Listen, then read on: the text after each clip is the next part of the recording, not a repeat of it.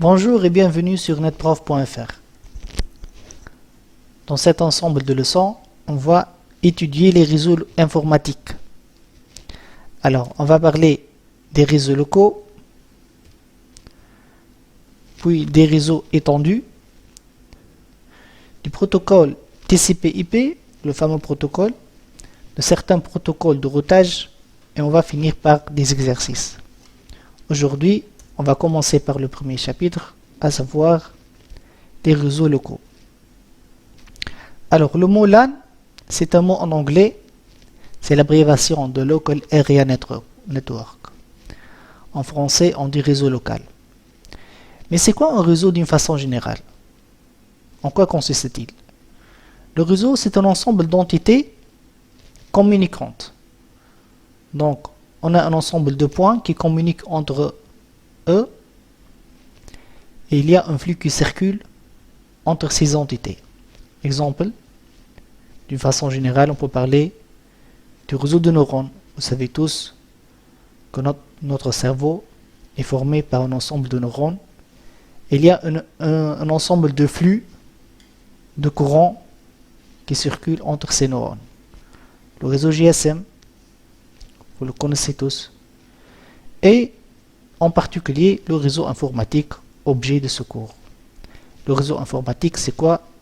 Dans ce cas, l'ensemble des entités, c'est essentiellement les PC, les serveurs, les imprimantes, qui communiquent entre eux un ensemble de flux de données, par exemple des emails, des documents, des images. D'accord? Alors, le réseau local, donc, c'est un réseau informatique qui est géographiquement limité. D'où son nom, réseau local. Donc la chose qui le caractérise, c'est qu'il est géographiquement limité. Il n'est pas très étendu comme l'Internet par exemple, mais c'est un petit réseau local. Ok? On peut le trouver par exemple dans un immeuble, dans un campus. On peut avoir un petit réseau. Étudions ce schéma par exemple. Alors là, qu'est-ce qu'on a? On a un ensemble d'entités communicantes dont on a parlé tout à l'heure. Là, par exemple, j'ai un laptop avec une carte réseau sans fil. J'ai un PC. J'ai un routeur. D'accord? Et toutes ces entités communiquent entre elles pour transférer des données. Alors, réellement, malgré qu'il y a de l'Internet ici, mais c'est dans ce cadre seulement que se trouve le réseau local. Si on va parler d'Internet, on sort du réseau local. D'accord? Alors, notre réseau local est caractérisé généralement par le fait qu'il a un haut débit. Donc, on parle généralement, bon, le 10 mégas est mort, mais on trouve typiquement le 100 mégabits par seconde. Ça veut dire que ce PC par exemple peut envoyer vers ce laptop 100 mégabits par seconde. Et on trouve aussi, surtout dans le monde des entreprises, le débit du gigabit. Un giga, c'est 1000 fois le méga. Et même on trouve le 10 gigabit de nos jours dans les entreprises, bien entendu. Alors, quels sont les composants de réseau local? Évidemment, les données, puisque c'est le but d'avoir un réseau local. Les terminaux, comme on a vu, un PC, un ordinateur portable, une imprimante. Donc les données circulent entre les PC. Mais pour faire circuler ces données, on a besoin d'un ensemble de protocoles. C'est quoi un protocole? C'est tout simplement un ensemble de règles qu'on doit suivre pendant l'échange de ces données. D'accord? Et on a aussi besoin d'un ensemble d'équipements qu'on va appeler pour le moment des concentrateurs. Et on va voir ce que c'est que ces concentrateurs qui vont permettre le transfert des données entre les terminaux en utilisant des protocoles. Et bien évidemment, on aura besoin d'un support physique, par exemple comme le câble. Alors les terminaux, comme je l'ai déjà dit, sont les PC, les imprimantes, vous le connaissez tous, avec la remarque qu'on a toujours besoin d'une carte réseau pour interfacer ce PC par exemple avec le support physique. La carte réseau, vous le savez tous, elle a cette forme. Donc on trouve ici ce connecteur qui a un format assez spécial. C'est un format standard appelé RJ45. Alors on a besoin aussi du support physique comme la paire torsadée, la fibre optique, le câble coaxial ou bien l'infrarouge. Parlons de la paire torsadée. C'est quoi la paire torsadée? Donc en fait c'est un câble en cuivre mais qui est formé de 8 fils. Ça c'est la première paire, deuxième paire, troisième paire, 4 paires. Alors 4 fois 2 ça fait 8 fils. Pourquoi elle est appelée torsadée? Parce que comme son nom l'indique, vous voyez dans l'image que ces paires sont torsadées, et ceci pour des raisons pour optimiser le transfert des données en matière de qualité et de vitesse. D'accord? Alors, tous ces fils de cuivre vont entrer dans ce connecteur RJ45, dont je vous ai déjà dit, qui va lui-même entrer dans ce connecteur femelle. Ça, c'est le connecteur RJ45 mâle. Vous voyez bien les 8 fils. Alors, les 8 pins ici sont numérotés de 1 à 8, de droite à gauche, si on tient le connecteur dans ce format.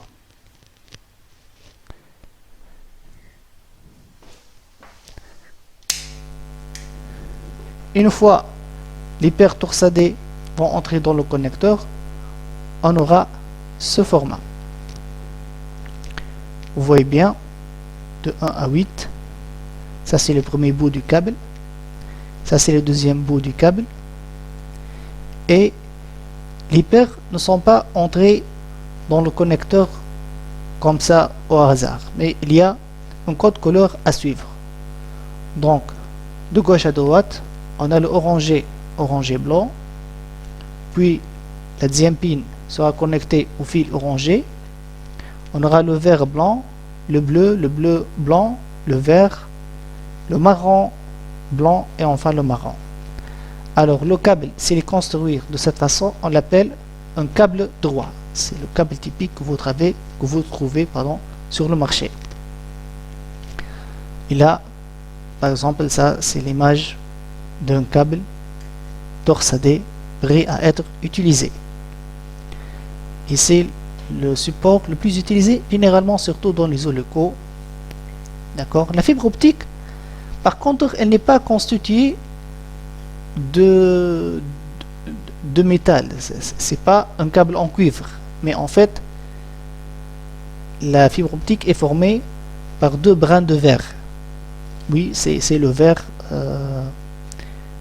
mais la fibre, elle est très fine, et dans cette verre va passer de la lumière et pas de l'électricité. D'accord?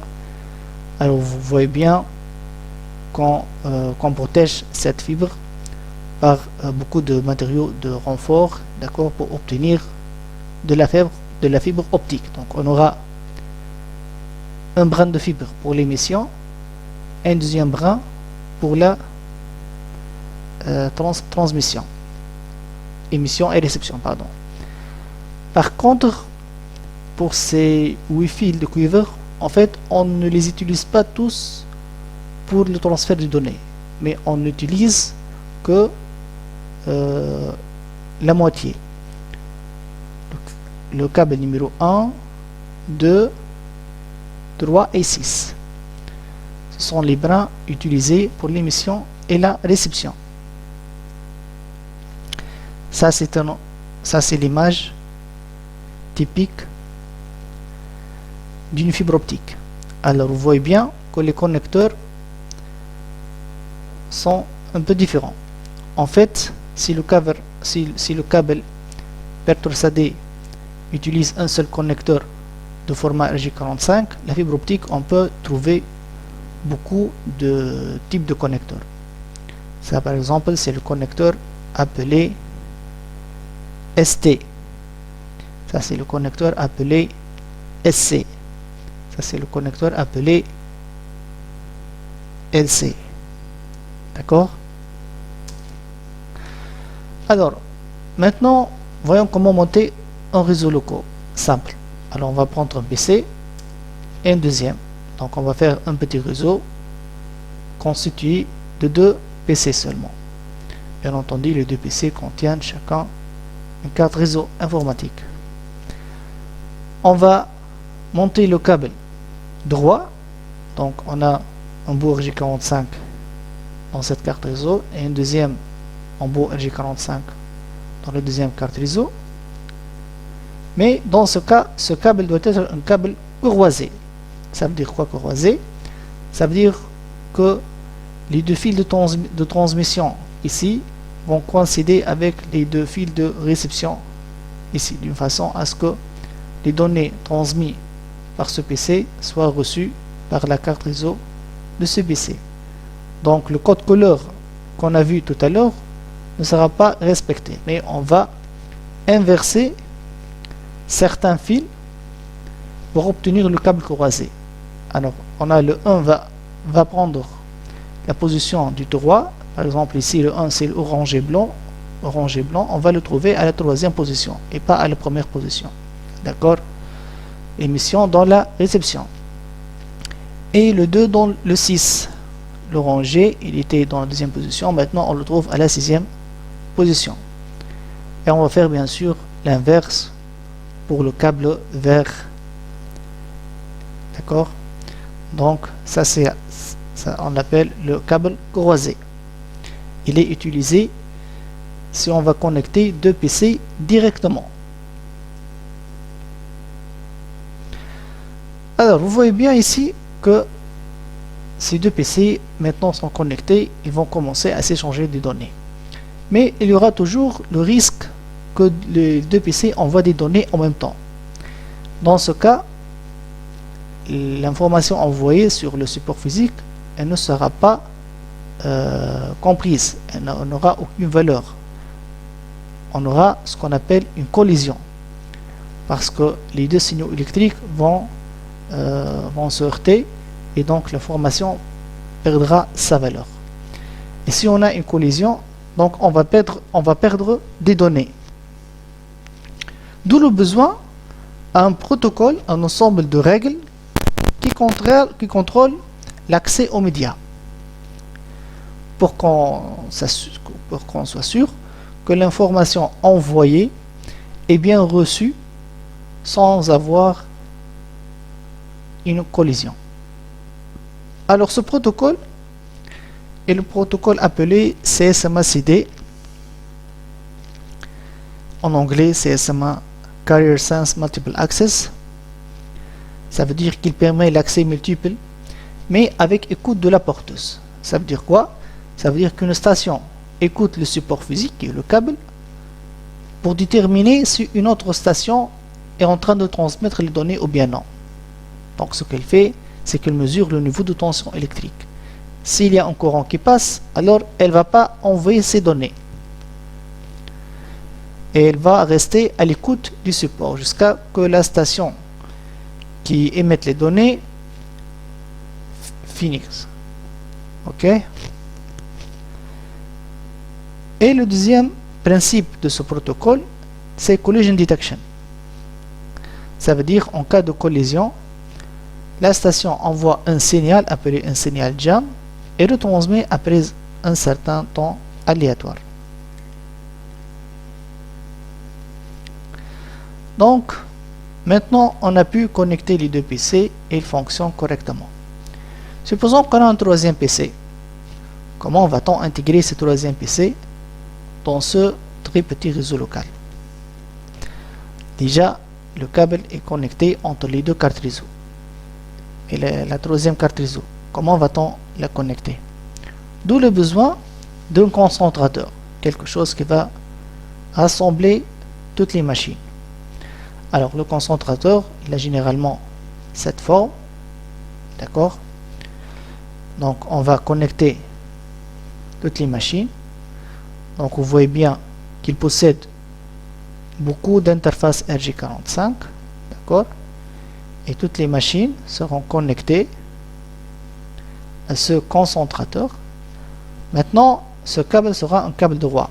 On n'a pas plus besoin d'un câble croisé, parce que c'est le concentrateur lui-même qui va envoyer l'information, d'accord, d'un PC à un autre.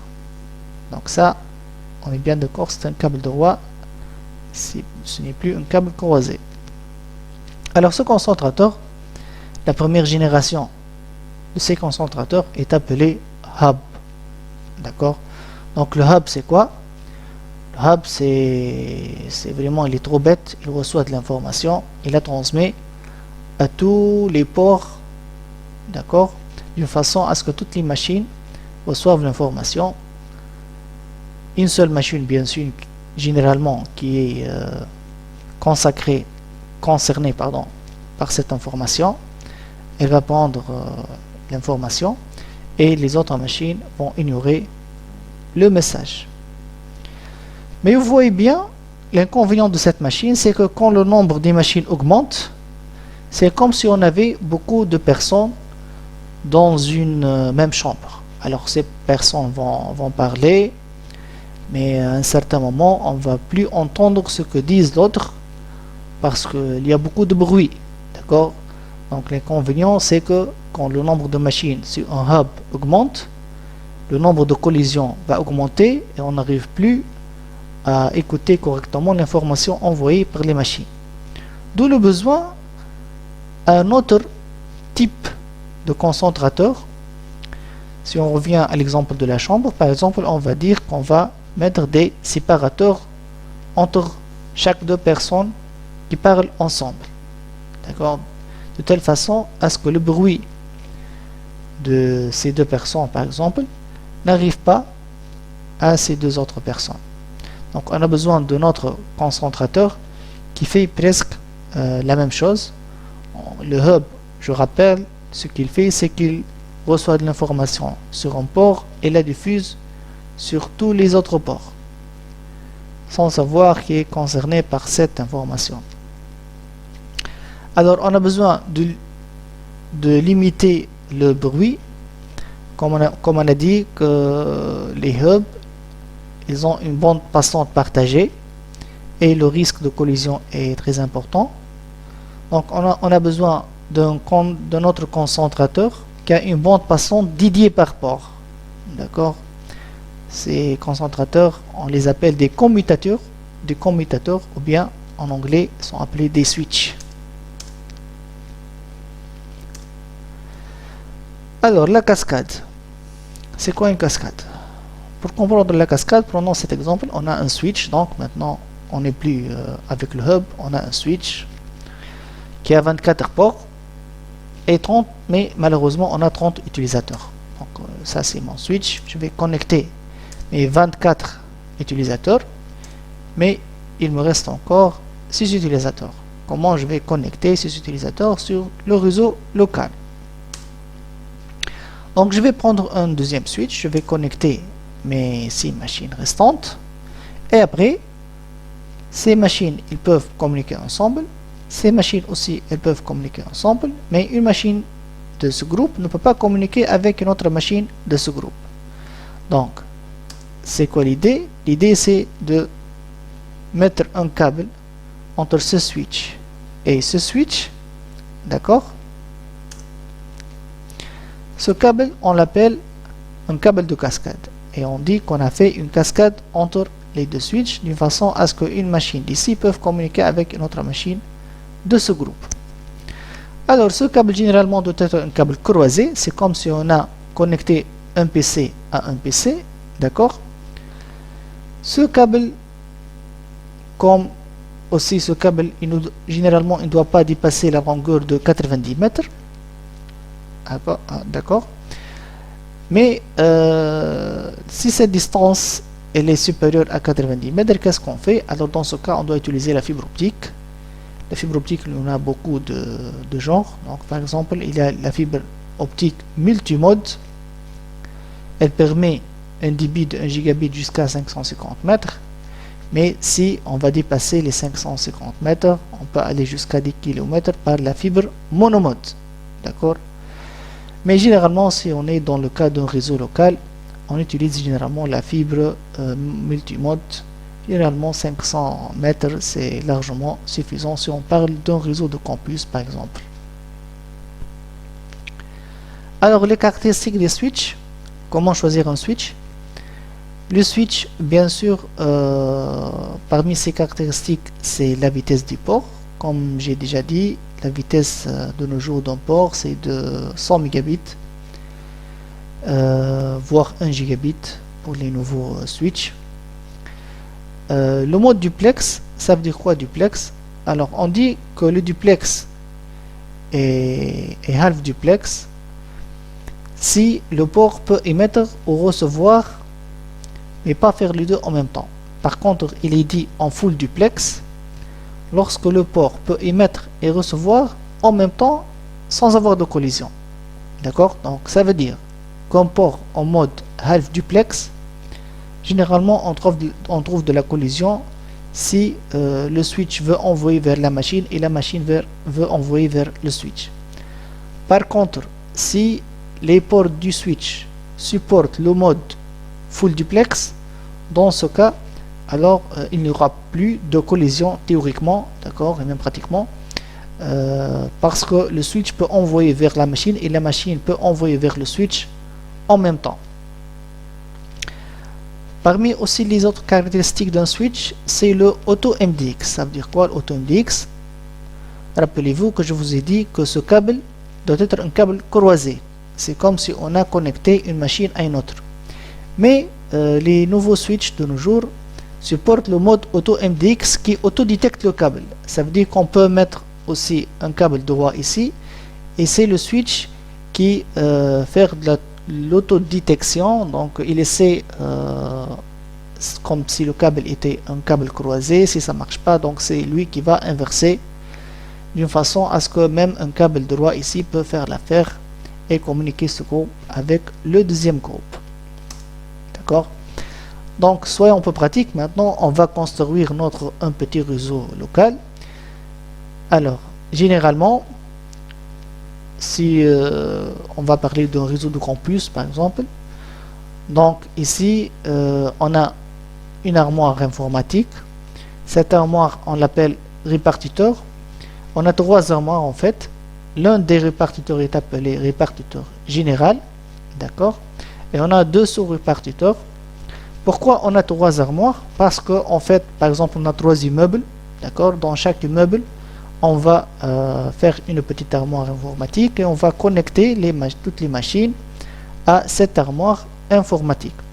Puisque la distance entre les deux immeubles est séparée à 90 mètres, donc on aura besoin de la fibre optique représentée ici en rouge. D'accord? Par contre, toutes les machines de cet immeuble sont connectées en cuivre au répartiteur général. Même la même chose, bien sûr, pour les utilisateurs dans cet immeuble et les utilisateurs dans cet immeuble. D'accord? Alors, elle consiste quoi, ce répartiteur? Alors, l'armoire informatique, elle a généralement une largeur standard appelée 19 pouces. D'accord, 19 U. On trouve dans l'armoire informatique le panneau de brassage. C'est un ensemble de points RJ45 sur lesquels vont se terminer les câbles cuivre venant des machines. D'accord, donc chaque machine, on aura un câble venant de chaque point réseau. Il va se terminer sur le panneau de brassage. Il est aussi de 19 pouces. On trouve aussi un panneau de brassage pour la fibre optique, puisque dans notre cas on a besoin de la fibre optique. Vous remarquez que le connecteur de la fibre optique est différent du connecteur RJ45. d'accord? On trouve le concentrateur, notre switch, d'accord? Et bien sûr de l'alimentation électrique. Alors, de chaque point RJ45 va sortir un câble appelé câble de brassage. C'est aussi un câble RJ45 droit, d'accord? Il va se connecter sur le switch, n'importe quelle porte du switch. Par contre, on aura une seule fibre optique généralement qui vient du panneau de brassage de la fibre vers le port fibre du switch. Donc le switch, ce switch, il doit présenter un port en fibre optique. C'est pas un switch simple que vous trouvez à n'importe quel magasin. Donc c'est un switch qui a un port en fibre optique pour pouvoir connecter les sous-répartiteurs. D'accord?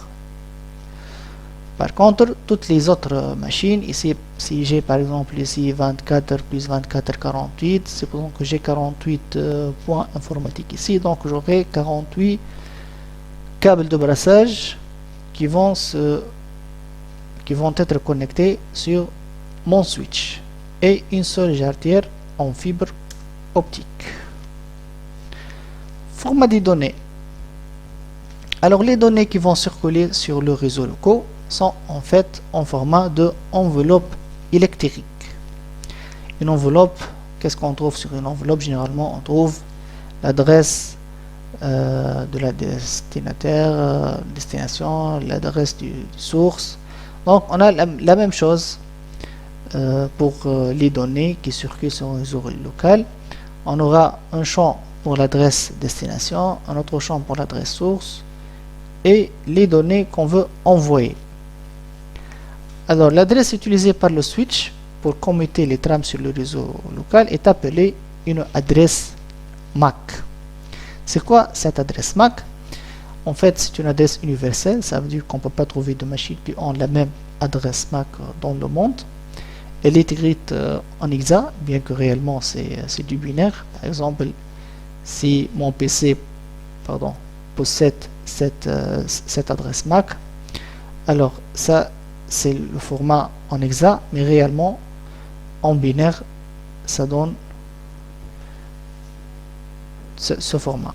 D'accord, ça c'est en binaire et ça c'est en hexa. Généralement on l'écrit en hexa pour ne pas écrire une longue phrase. Alors, comment trouver l'adresse MAC de votre machine? Il suffit de taper ipconfig/all. Je vais le faire ici par exemple. Je vais ouvrir la boîte de commande cmd et je vais écrire ipconfig/all. Alors, vous voyez bien que ça c'est mon adresse MAC 0013 CE190278. Vous pouvez aussi la trouver en faisant double-clic sur votre carte réseau, support et puis détail. Allez-y. Allez.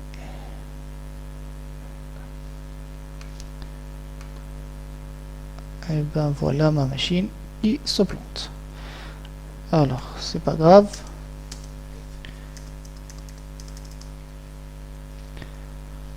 On va continuer pour voir comment fonctionne le switch avec ces adresses MAC. Alors là, on a un switch. On va supposer qu'il a 4 ports, d'accord? Sur le troisième port, j'ai la machine A, la machine C. Et sur le port numéro 4, j'ai une machine qui est la machine B. Alors je vais supposer que cette machine a l'adresse MAC A, cette machine a l'adresse MAC C et cette machine a l'adresse MAC B.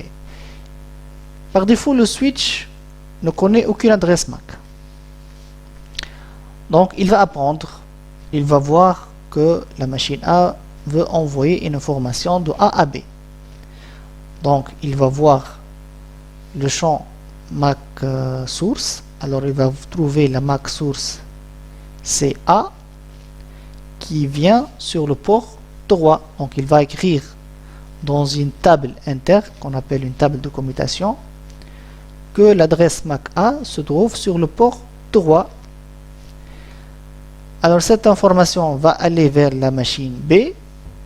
Il peut lire qu'elle va lire à la machine B, mais il n'a pas encore une entrée dans sa table vers la machine B. Donc ce qu'il va faire, c'est qu'il va diffuser vers tout le monde. Il va faire comme le hub tout bêtement. Il va envoyer vers tous les ports, d'accord? Et la machine B va bien sûr recevoir l'information et elle va répondre. Quand elle va répondre à la machine B, donc là où le switch va savoir que la machine B se trouve sur le port 4. Et donc il va écrire que l'adresse MAC B se trouve sur le port numéro 4. Cette information est destinée à la machine d'adresse MAC A. Donc il va voir dans sa table A. Maintenant il connaît que la machine A se trouve sur le port droit. Donc il va envoyer l'information vers le port droit. Il ne va pas faire une diffusion comme il a déjà fait la première fois. D'accord? Ici on n'a pas de diffusion. Et ainsi de suite que le switch va apprendre et il va construire sa table de commutation. Voilà, c'était pour la première leçon sur les réseaux locaux. J'espère que vous avez bien compris ce que j'ai dit. Merci.